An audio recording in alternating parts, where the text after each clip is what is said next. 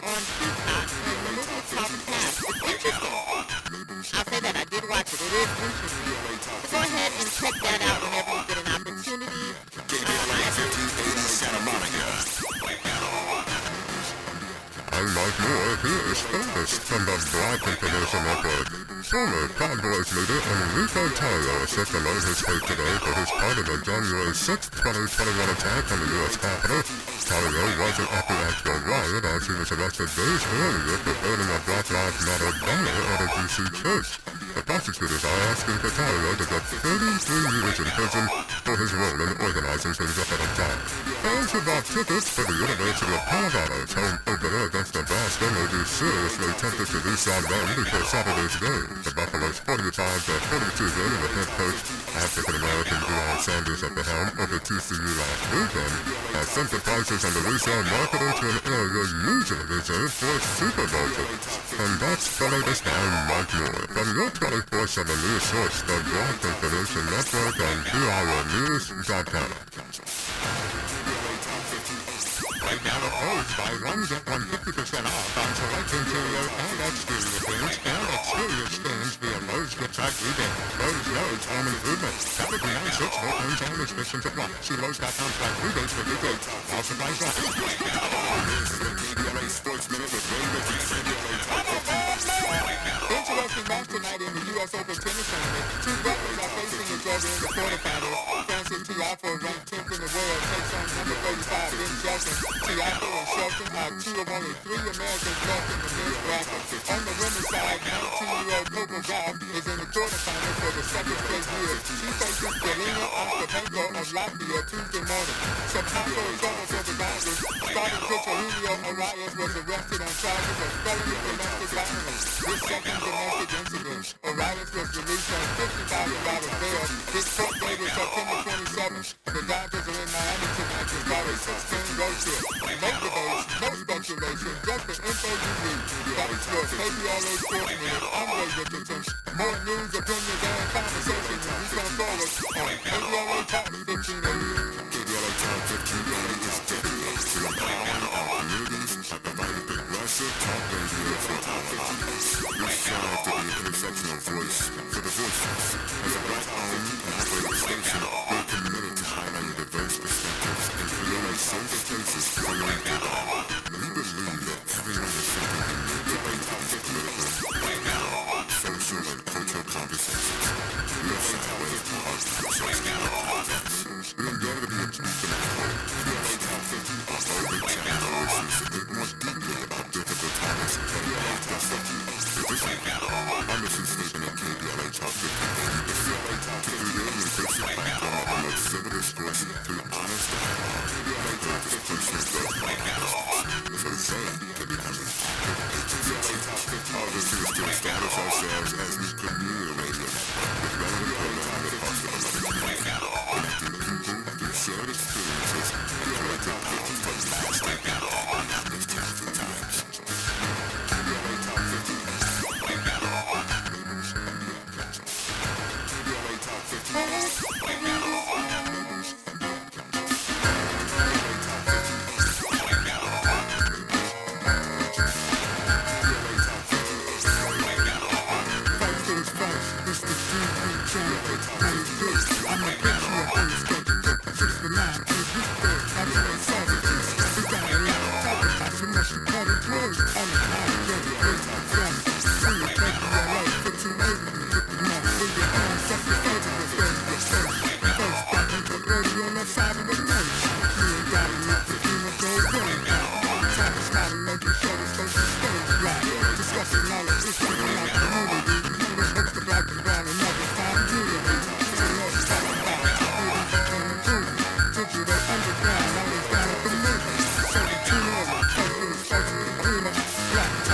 Drop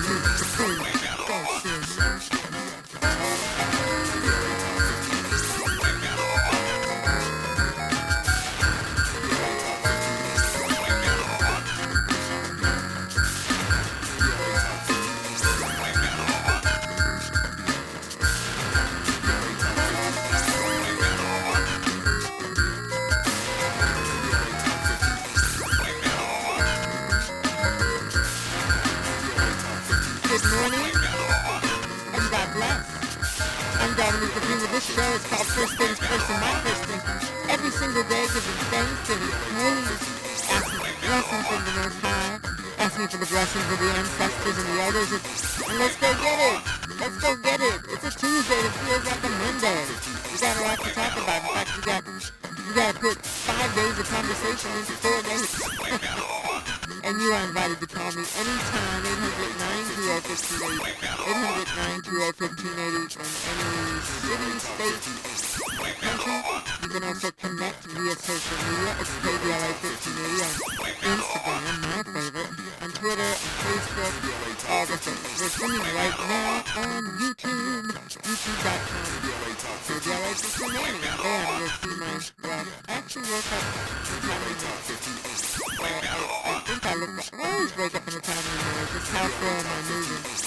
I was moving fast enough to actually look like I could.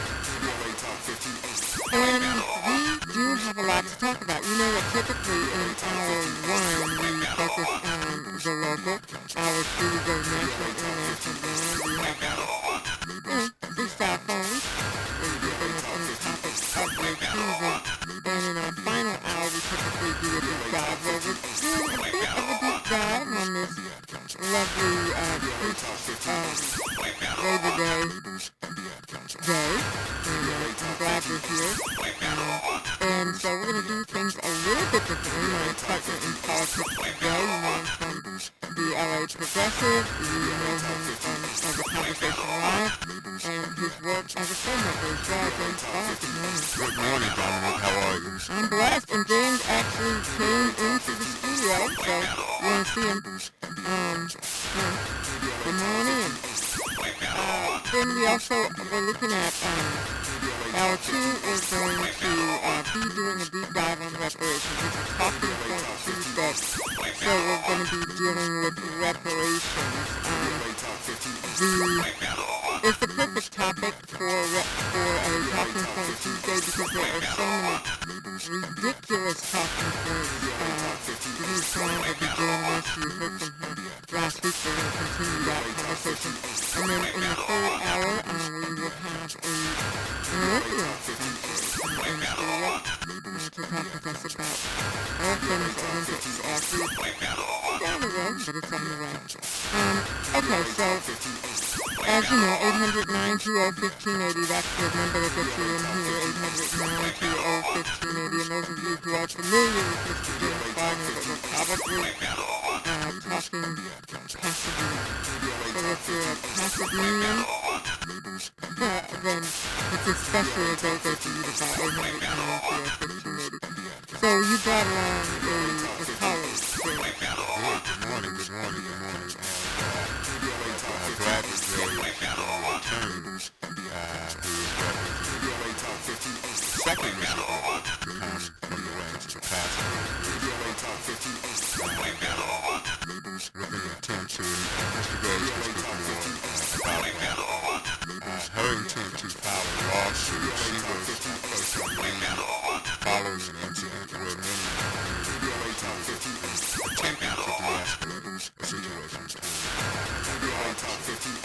and never heard of the situation, so she notified the city of her attorney of her intent to file a lawsuit for harassment, and like I said, he can speak more. Right, so the official introduction is that he's been an attorney since 1985 and is a founding partner of Goldberg Gage. He's admitted to practice in all the courts of the state of California, the Southern District and Central District, and the Fifth and Ninth Districts. And, since becoming an attorney, he's represented prominent individuals, including judges, politicians, city managers, and even police chiefs. Attorney Gage, welcome. Thank you. Welcome. Nice to be here. Yeah, it's great to have you on. It's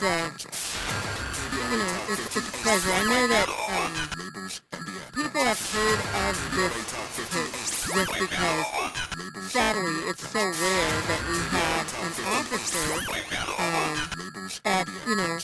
on-duty officer, engage in a way that seems to try to de-escalate the actions of their partner or their fellow officers on the scene, and this is one of those rare instances.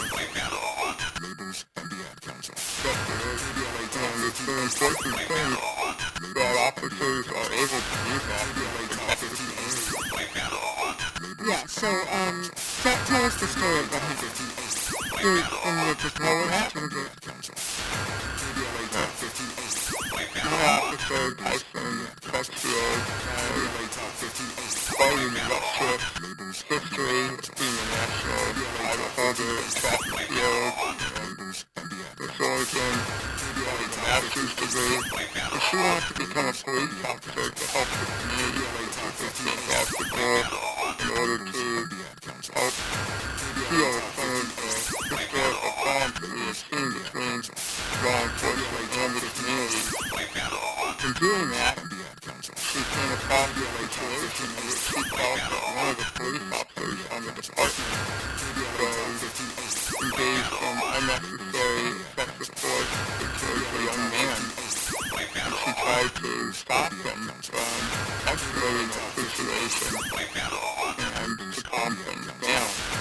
You would think that she would receive a reward from the department for doing so, but instead she And, well, we're going to get a little deeper into this and what the implications are, because it seems like sometimes in a story like this, Officer Crutchfield, we've talked about it on this radio station, it's been on national platforms like 3F. Sometimes that brings progress, other times it brings pushback. Which would you say your experience in Attorney Gage?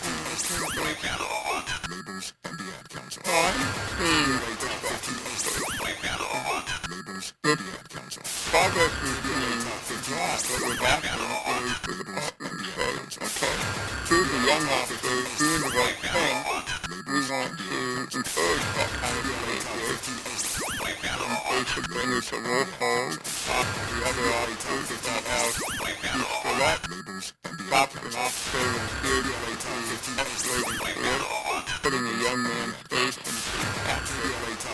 It's really about justification for me. So, instead of rewarding her for it, now the punishment is the same opposite message. Because officers who should not intercede, those officers who should allow excessive force, and that's unacceptable. Yeah, James, you've done an in-depth story on this, and we'll get into that as we come forward. What do you want to add? What Attorney Gage said just in terms of a kind of pushback. Pushback is justified by the fact that the other officers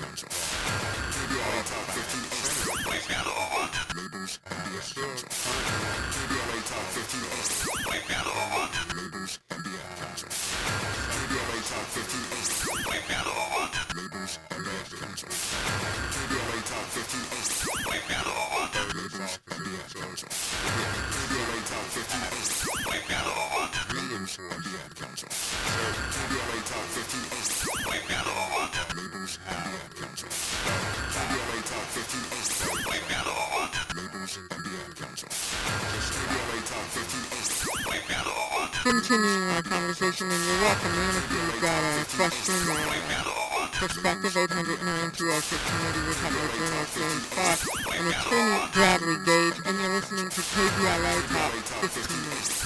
Now first things first with Dominic DePrimo on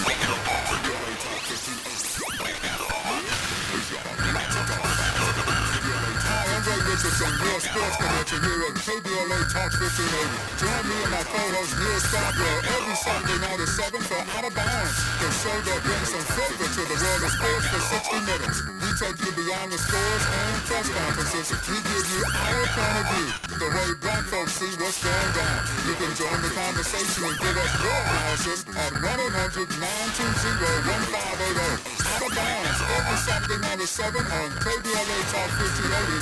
We've got a lot to talk about.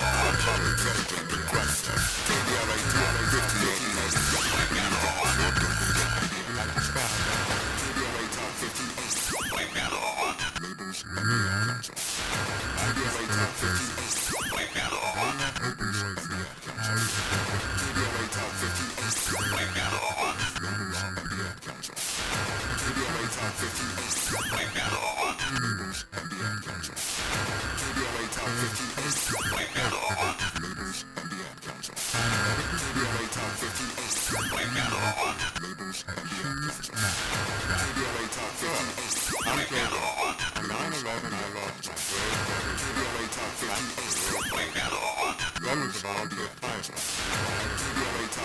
One story inspired me to help start the nonprofit. 9/11 this year, please join us by doing what's right now. Taking time to help us. Please visit 911goes.org. Moments like my daughter telling me a new joke mean a lot to me. But after being diagnosed with metastatic breast cancer, MBC, which is breast cancer that is spread to other parts of the body, will mean even more. And such items. What is happening? Ibrance 125 milligram tablets with an aromatase inhibitor is spelled dose with HR-positive, HER2-negative MBC as the first hormonal-based therapy. Ask your doctor about Ibrance and visit Ibrance.com. Ibrance may cause low white blood cell counts that may lead to serious infections. Ibrance may cause severe inflammation of the lungs. Both of these can lead to death. Tell your doctor right away if you have any worsening symptoms, including trouble breathing, shortness of breath, cough, or chest pain. Before taking Ibrance, tell your doctor if you have fever, chills, or other signs of infection, liver or kidney problems, are or plan to become pregnant, or are breastfeeding. Common side effects include low red blood cell and low platelet counts, infections, tiredness, nausea, sore mouth, abnormalities in other blood tests, diarrhea, hair thinning and loss, vomiting, rash, and loss of appetite. Your favorite morning show. Right now, we've got Attorney Goldberg Gage on the phone, and also journalist James Farr with us in studio, and you are invited in 800-920-1580. So, as a journalist, James Farr, give me your rendition of what happened. We heard from the attorneys outside, and obviously this story has captured your imagination and your concern. So tell us what happened from your perspective. Well, from my perspective, this was a tragic event of the night, February 20th, didn't earlier in January, Los Angeles. That's how we kind of end up into that. It just so happened that earlier in that day, Sheriff Luna had released the critical incident video, and so that was fresh and new information and visuals of what actually happened. So that's what the family was processing. That's what they were in the middle of the studio on the sidewalk, perhaps an hour, and they were processing it out loud. Although I haven't been able to confirm it, but it's been alleged that an officer at the center of the use of force was present providing security or perimeter support for the sheriff. Allegedly, he was less than cordial with perhaps some of the family members. So there seemed to be, you can see this clearly play out in the book, that there was this remembrance of this officer, this other event, and this kind of pushback from these young boys who were like, you're part of who killed my father. And so they were processing that now. The department put out this horrible narrative of the video. Right? But we do see clearly in this video that Officer Crutchfield does come forward, and, in culture, she looked at Palacio like, like, bruh, like, come on, that sister girl looked like, I've seen this act before, this isn't good. And so I believe she stepped in to try to intervene to just like chill. And he pushed her back off, and now she's in the situation where, but for that incident and the lawsuit brought by Attorney Harper, we wouldn't even know about this incident. She couldn't even speak about this incident because she's placed on the leave. And then this Wednesday, she will learn her fate, right? It's today's Monday, but yeah, she'll learn whether or not she's going to face some sort of discipline or even termination. And Attorney Gage, are you getting any sense of where the department is going with this, and how does that impact your case? Well, it's hard to tell where the department is going because internal Farr's investigations specifically narrated that my client was interviewed. I was there. There's been proposal towards her. We went through information and activity to discuss. And we'll find out where they are coming from. Perhaps as early as tomorrow. Perhaps we'll find out. Yeah, I mean, it is hard. You can't see everything from the video. I have talked with her attorney, obviously. The attorney for Charles Towns, obviously. Charles Towns. Terry Harper about this case. And what she described was, two young people, as you say, right now, sitting outside, playing with each other, sort of trying to deal with the aftermath of the police shooting of Farr, and then the officers came in hot. That's what, Attorney Terry Harper said, came in hot and escalated. Now, we didn't talk about much about Officer Crutchfield because that's not what that interview was about. But when I looked at the tape, it does look like she barely touches him. Like she's just kind of trying to get his attention. The officer, who was the one that's and his response to her is, in my perception of my eyes, quite disrespectful. Definitely. How dare she put her hands on it, right? That's what I got, and it certainly, it's like that. I mean, but when you say put your hands on him, I'm thinking of someone grabbing someone by the shirt and throwing him down. She like taps. Language is interesting, right? You're not being imaginative, but, I could say gently touch, and they could say push to the stuff, right? You can say grab and put your hands I think that's for whether it's for you. I don't certainly see it as anything aggressive. I don't think it really is but I guess I don't know. It's a personality issue, so we're not putting philosophy on it. Clearly, he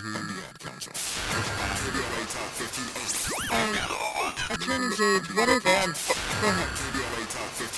Go ahead. I was just gonna say, what are they, what is she being, why is she on leave? What did she allegedly do wrong? I don't actually see it.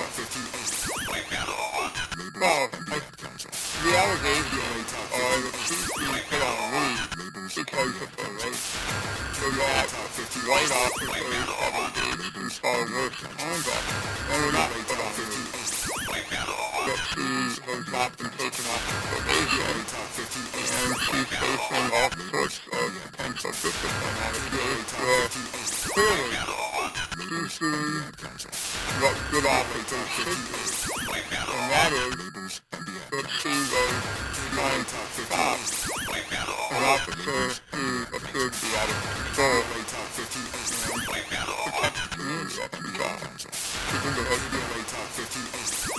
Okay, but surely they're not saying, we're putting you on leave because you're a black woman, and black women get stereotyped. When we're smiling, you think we're mad, and when we're not smiling, you think we're menaces. I mean, I know that as a black woman. I'm minding my business, and I'm categorized as an angry black woman. But surely, the department's not saying, we're putting her on leave because we're using racial stereotypes to evaluate her behavior. Well, they almost never say we're using racial stereotypes. Of course. I mean, if they're using them. But they did put her on leave, at least in part because of her action stopping the male officer from engaging in unnecessary force to the young black man, putting him into a handcuffing capsule by his face. So that was the beginning of the charges against her. And then there's a sort of going to talk about. When you say probation, you're talking about the probationary period as an officer, not like criminal probation, just to be clear. Absolutely correct. All new officers are probationary employees before they get off probation, which can be 12 months or 18 months depending on the department. much any job you get, well, most jobs is meant to be 90 days, so that's your catch. Well, what's different about that is to put that in the context. Up until the sunset of the probation, the chief can terminate an officer's reason. For no reason. Or no reason, right? At will, right? But after that probationary period has expired, then they're vested. So now you kick in and trigger a peace officer bill of rights and a whole other process to actually remove an officer. Right, which is where we would typically see the police union stepping in and doing what they do. The police association of law enforcement, they don't consider them unions out. To me, they don't function as unions in these types of cases. They function more like hotels because they tend to be trying to make sure that the officer, regardless of their conduct, gets off. Is that happening here? Do you have the police union rushing to the aid of Officer Crutchfield? I think there's some that are. I think some that are not. But as an organization, I have not seen the organization. yeah, I'm not talking about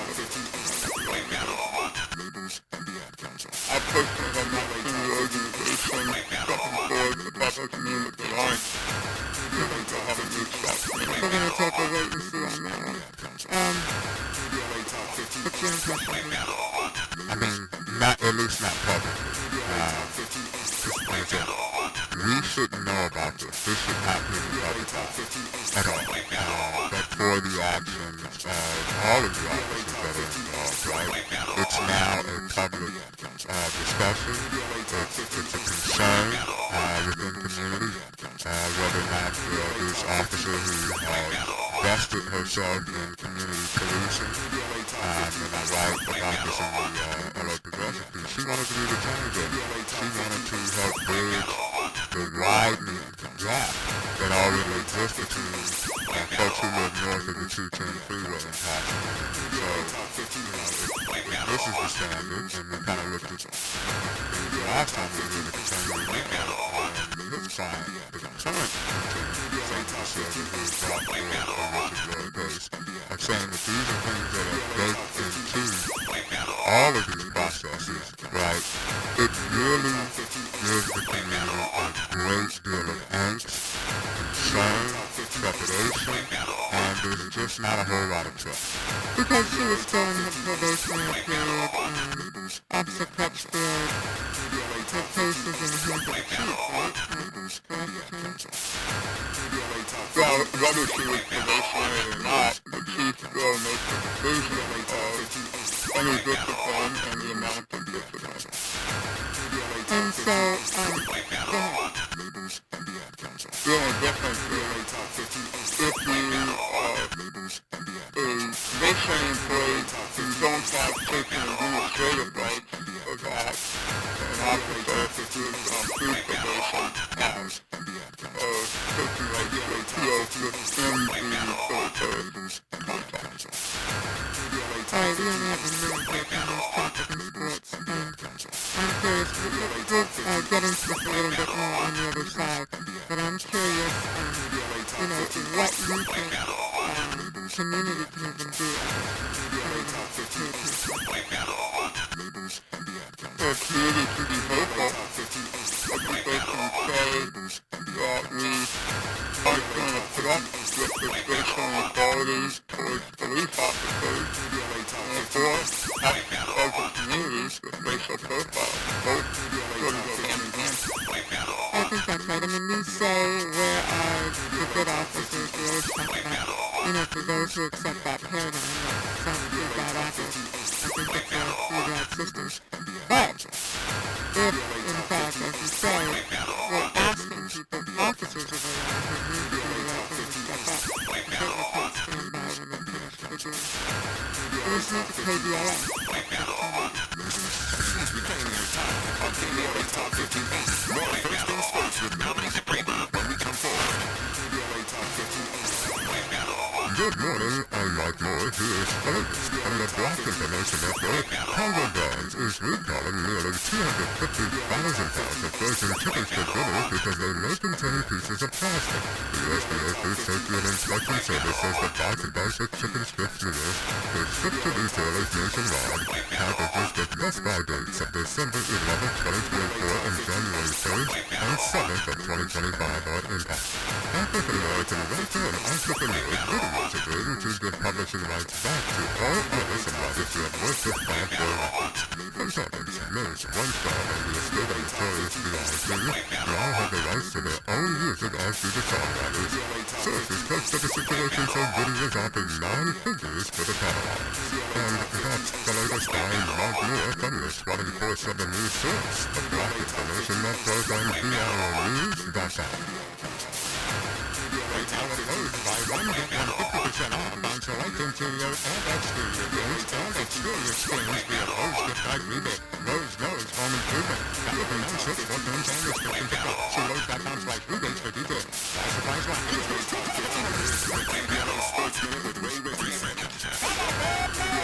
This Russian match tonight in the U.S. Open tennis tournament. Two brothers are facing each other in the quarterfinals. Francis Tiafoe, ranked 10th in the world, takes on number 35, Ben Shelton. Tiafoe and Shelton are 2 of only 3 Americans left in the men's bracket. On the women's side, 19-year-old Coco Gauff is in the quarterfinals for the second straight year. She faces Jelena Ostapenko and Latvia Tuesday morning. Some household trouble for the Riders. Starting pitcher Julio Arias was arrested on charges of felony domestic violence. This second domestic incident. Arias was released on $50,000 bail. His court date is September 27th. The Riders are in Miami tonight to start a 6-game road trip. No delays, no speculation, just an info you need.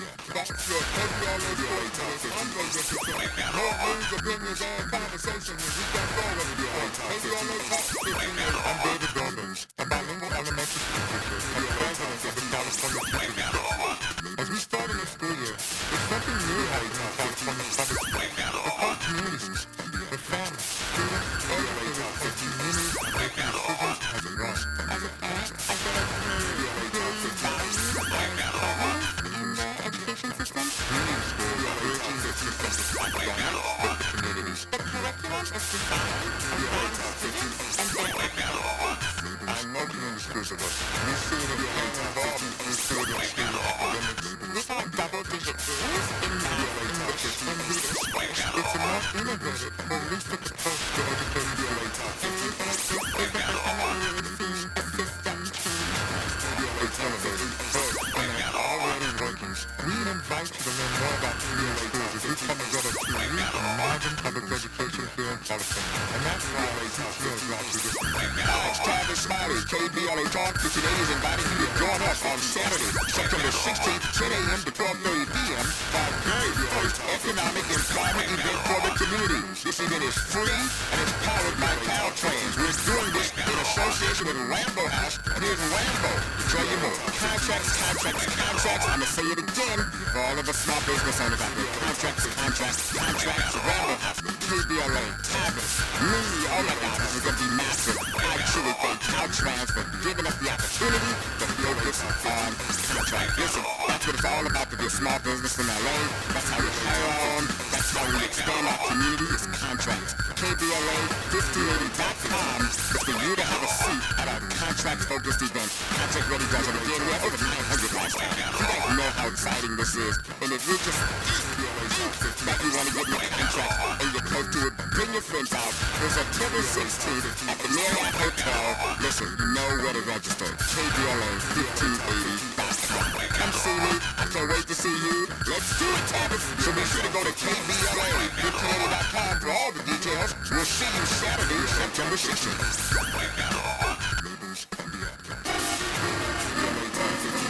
Extended Family Outreach Ministry presents Praise Fest 2023, Worthy to be Praised Conference and Concert, September 23rd, 10 a.m. to 6 p.m. at the Redondo Beach Performing Arts Center. Morning worship, keynote address, and conference featuring women in creative arts ministry and leadership sharing our stories, His glory, giving all praise, honor, thanksgiving, and glory to God. Don't miss the afternoon stand-up and sing praises concert with the Katrinas, gospel singer Bobby Mason, 3 daughters, and Kevin Fish. That's Praise Fest 2023, Worthy to be Praised Conference and Concert. concert, September 23rd, Redondo Beach Performing Arts Center. For more information and tickets, go to FazeFest 2023 at eventbrite.com. Plus, for the next 48 hours, use promo code KBLA48 to get your tickets free. You do not want to miss this day of praise. That's FazeFest 2023 at eventbrite.com.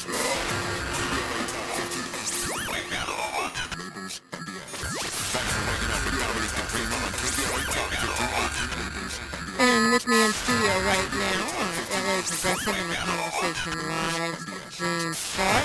Also on the phone, Attorney Bradley Gage, and a little bird told me that you were one of the attorneys on the estate of one notorious B.I.G., which I know is not his legal name. But it's certainly a point of interest for folks listening. You seem to have a wide variety of clients, from a judge to a legendary rapper. Yeah, family of Christopher Wallace, better known as Notorious B.I.G. and for the legislature and fellow CDs for his death. Again, he got failed for and rampart scandal and other officers. Well, this case, we're talking about Taisyn Crutchfield, an attorney. You know, as I said, I spoke with Attorney Terry Harper, who's actually a friend, and we talked about the case from the perspective of her client, was suing over this very same incident. And one of the things that I found so confusing is how does it end up that she's on leave and the perpetrators are not on leave? And you say, James, in your story that one of the supervisors on the scene is also an internal affairs investigator.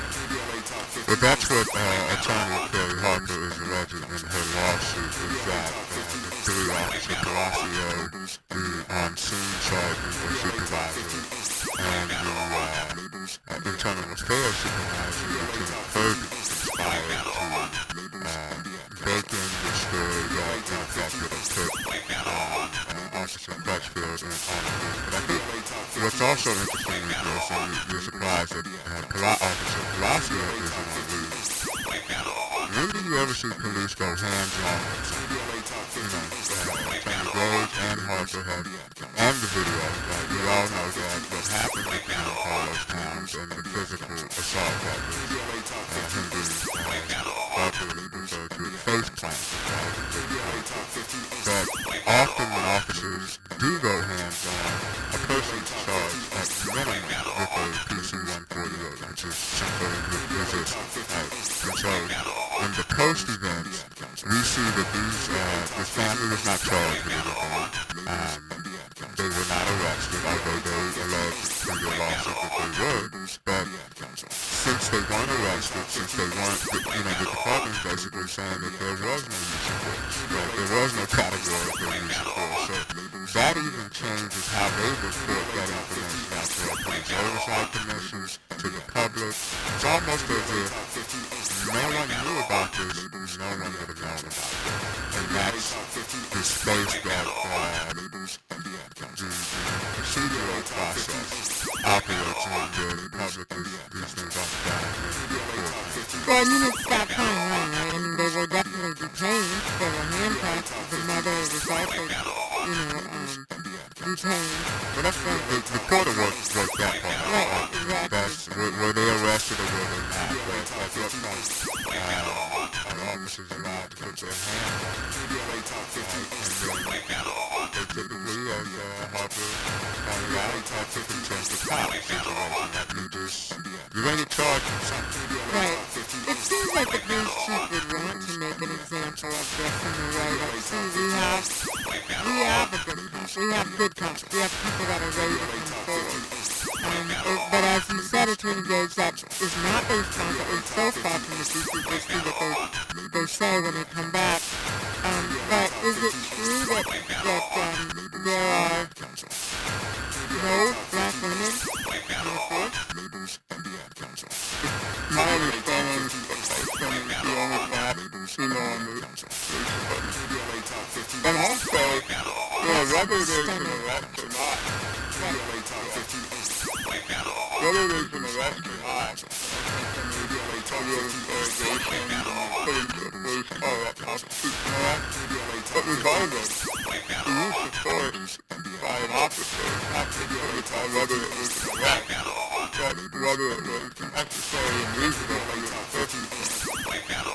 Because the standard that we look at objectively, what the police officer did at that time was what they knew at that moment. And it certainly seems that the analysis used was more than necessary, and that's exactly why Officer Crutchfield finished this in order to stop him from getting more serious.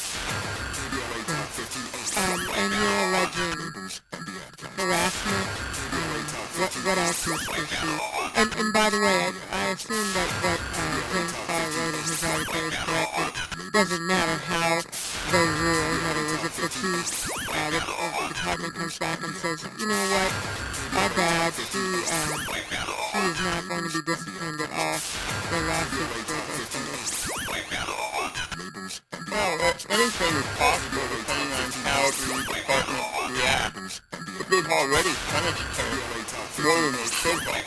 Being relieved of duty, she's deprived of overtime opportunities, she's deprived of training opportunities, she's stigmatized. This came out into the public before we could do anything about it. So, she's well known. We'll be able to look her up on the internet 10 years from now and know that she's been relieved of duty. That's going to affect her career and her reputation from now until the end of her work life. Well, and I was going to say, I'm pretty sure that even if it wasn't on the internet, it's on the police net. And so, I wonder, how safe or how productive a work environment could conceivably be moving forward. There's always that risk. I have represented police officers in the past. Just like Officer Taisyn, who had done the right thing and reported wrongdoing, and then all of a sudden there's no backup and they're put into a dangerous situation. So this is classic movie difficult. So whistleblowers do have risk in law enforcement. She absolutely should be concerned in terms of what her future looks like. When you talk with officers who, as Mr. Gage is pointing out, they're ostracized. And so those are real concerns. But this young lady has deep ties to the community. Her father was a star athlete, high school athlete, and went on to play baseball and football. And so, these are the officers that we want. The department missed an opportunity for some informed trauma care when they responded to this scene initially. I mean, you see the videos, you see the boys in pain, hurt to this, but instead, there's this almost instinct, right? Some may even call it predatory, right?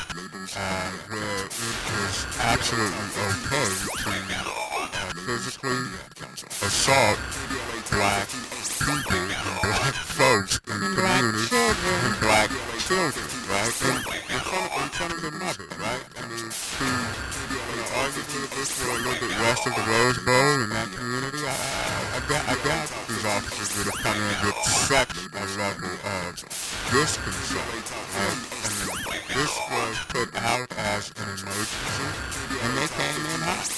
And the fact that if you didn't know and once you figured out that those were the children of someone that was murdered by my department, you might not put it that way, someone whose life unfortunately ended by the department, you would think that there would be a level of sensitivity to that, and I don't see that at all. No, I mean, it wasn't the same department, but in that, we're saying the same thing. This is police, right? This is law enforcement.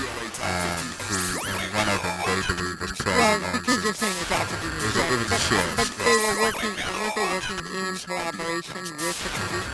Well, the Pasadena was providing perimeter. Because of the proximity, the borders, right? So Pasadena's kind of providing a mutual aid, if you will, perimeter support, extra, advocacy. Correct. And so I guess we could only touch on that. Go ahead, Attorney Gage.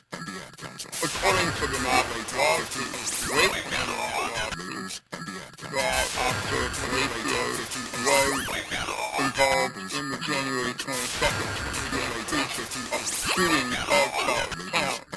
And further, if the sheriff's department involved in the shooting, that Horatio and others were on the perimeter. And according to the lawsuit, certain cases where certain officers seem to harass the families of people whose loved ones were killed by police or sheriffs, and it's unfathomable to me. When we come forward, I want to talk about, what's the best case scenario? What is the desired outcome here, from your perspective and yours as well, Mr. Farr? That's next on KBLA Talk 1580. A safe place to go loud. A great place for progressive politics. KBLA Talk 1580.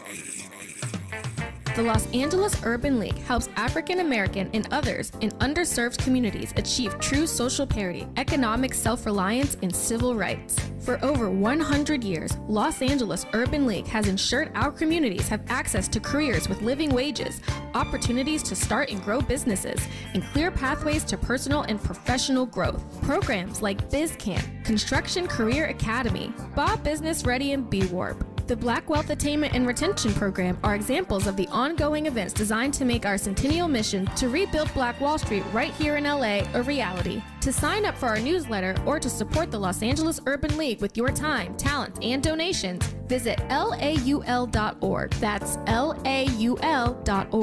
The Los Angeles Urban League is a proud sponsor of Urban Family Focus, Saturdays at 7 a.m. on KBLA Talk 1580.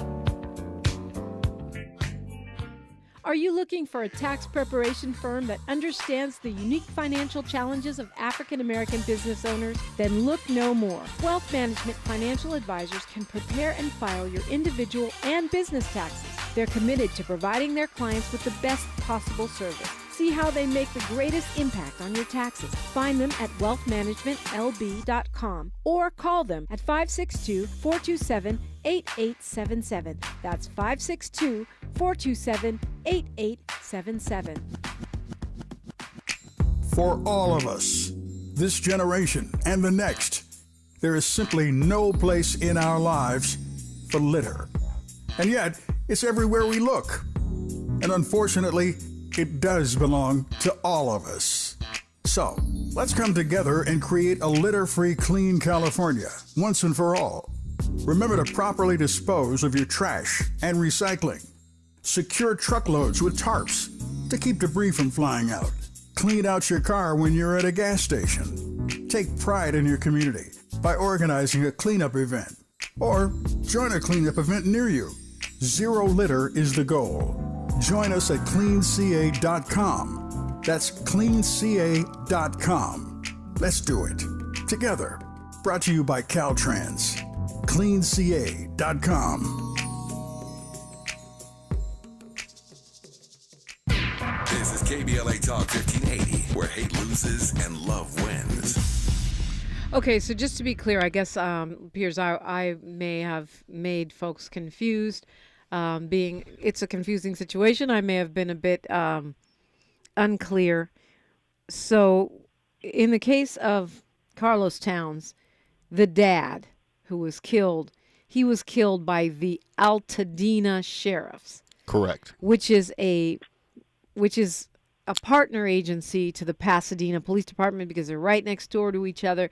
And so what you were saying, Attorney Bradley Gage, is that that Officer Palacios, who is a Pasadena PD, he's not a sheriff, may have been on the scene because he was providing perimeter support for the Pasadena sheriffs. Not that he actually, that he actually shot Carlos Towns, or not that Attorney Harper is saying he was involved with the shooting, but just saying that he may have been on that scene as security on the perimeter, as support, right? That's pretty much correct, yes. So the Altadena station is part of the LA County Sheriff's Department. They're the ones that were involved, as I understand it from the lawsuits, in the shooting of Charles Towns. The Pasadena Police Department was providing the perimeter on that shooting. If you look at the lawsuit by the Knox family, it is alleged that Officer Palacios was one of the people that was at the location, and they allege in the lawsuit that he was too aggressive. Got it. So then back to my question, which was, what does success look like? What is the best case scenario for you, for your client, Officer Taisyn Crutchfield, Attorney Bradley Gage? Well, the best case scenario would be that we prevail on all of the charges, that they all are unfounded, so that she can continue being a police officer, that she can get off probation and have a cleaned up package. That is the right scenario for her administratively. If that doesn't work, then the best scenario would be a lawsuit that we prevail on eventually against the department. Damages. Damages are extensive here. You have a young officer who makes a good living as a police officer, who, no matter what happens, she has become pickled and she never will return to being a cucumber. Her reputation is damaged. Her earning potential is affected. And this is something that can result in millions of dollars of damages. Yeah, it'll be interesting to see how that moves. And I'm told there is one other cop there in the Pasadena Police Department who's out on leave, and who also claims she's been passed over multiple times for promotions, a Lieutenant Gordon, which is interesting because it means you're 0 for 2 with black women in the department. What about this duty to intervene? Let's talk about that when we come forward. Like, I believe there's a law, right, in the state of California, yes, that you can't just let your fellow officer Rodney King somebody. I want to talk about that when we continue on KBLA Talk 1580. The station you turn to when you've had it up to here with cultural incompetence. KBLA Talk 1580. Hey there, Los Angeles. This is James Lucky Jr., publisher and editor of Los Angeles News Observer. Are you hungry for news that matters to you in the African-American communities of Los Angeles? Well, buckle up, because we got the scoop you've been craving. Stay in the know and never miss a beat with our free weekly publications conveniently available near you.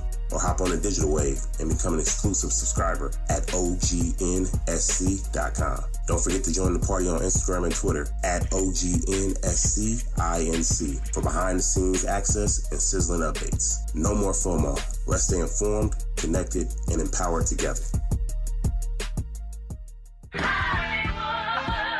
The Black Hollywood Education and Resource Center proudly presents its 25th annual Real Black Men Short Film Showcase, September 22nd through September 24th. Join us for the opening night celebration on Friday, September 22nd, and enjoy the short film showcase featuring 47 films by emerging black male directors from across the country. Continuing on Saturday, September 23rd and Sunday, September 24th. All events will be held at the Regal LA Live Cinemas, 1000 West Olympic Boulevard in downtown Los Angeles. For more information and tickets, visit bherc.org. That's bherc.org, or call 323-957-4656. That's 323-957-4656. Don't miss your chance to celebrate excellence in black cinema all weekend long at the Real Black Men Short Film Showcase. See you there.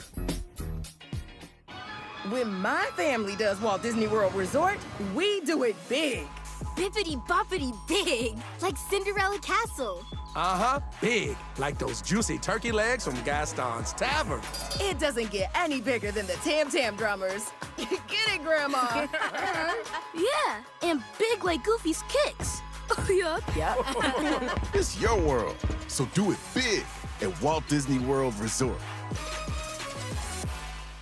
Find a righteous rage, and don't be afraid to say what you see. We're KBLA Talk 1580. And the LA Progressive in the Conversation Live's James Farr is with us. He's a journalist.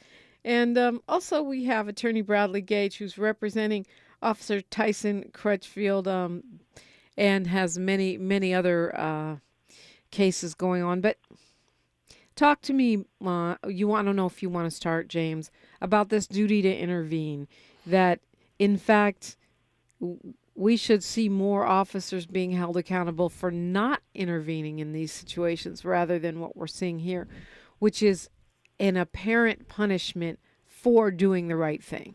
Right. Yeah. Back in 2021, Pasadena resident, our former council member, former mayor, and now 41st Assembly member Christopher Holden sponsored legislation, as well as there were a host of other bills that were passed at that time that Governor Newsom signed into law.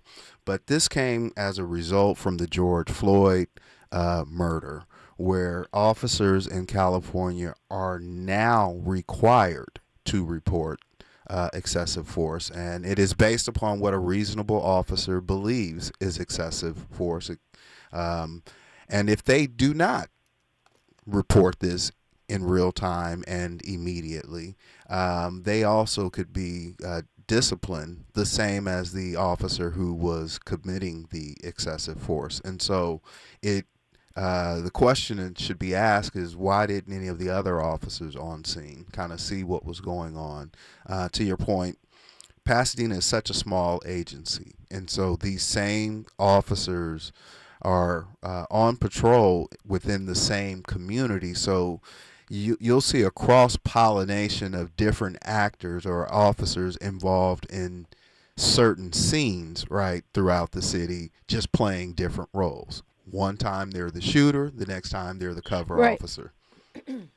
So we only have a couple minutes here, but Attorney Gage, what do you say about this duty to intervene? It seems like I've never heard of a case, even when we see egregious tapes where a department goes, well, you didn't intervene, so now you're in trouble, you're on leave.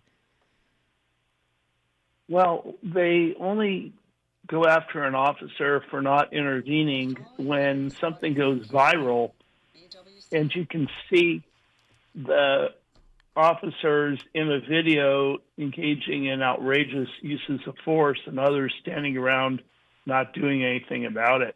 So, yeah, I guess George Floyd is the only one I've ever heard of where it actually happened. But sorry, go ahead. George Floyd is an excellent example, but it's not the only one. But it's very rare, and that's part of the problem. When officers do intervene, like Taisyn Crutchfield did in this case, they can stop a situation from becoming the next George Floyd. So she did the right thing. She kept things under better control. The sergeant, seeing the situation between her and Officer Palacios, then he came and he separated them, and everything was made de-escalated. Once that happened, then the family members who had been arrested and handcuffed at least, then they were unhandcuffed and they were let go with no charges brought against them. So fortunately, she stopped this from escalating, and then the sergeant came forward and it was de-escalated further. Mm. Well, I want to thank you guys both for sharing this story with us. Quickly, just give us your contact, social media, or whatever it is you want to let the people know about. James Farr Live on Twitter, social. Attorney Gage on Instagram, and it's goldbergengage.com for my website, or 818-340-9252 for the office, 818-340-9252 office number.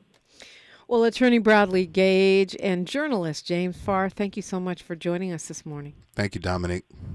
Time for news, traffic, and sports. You can weigh in if you want. It's KBLA Talk 1580. KBLA 1580 Santa Monica. Good morning.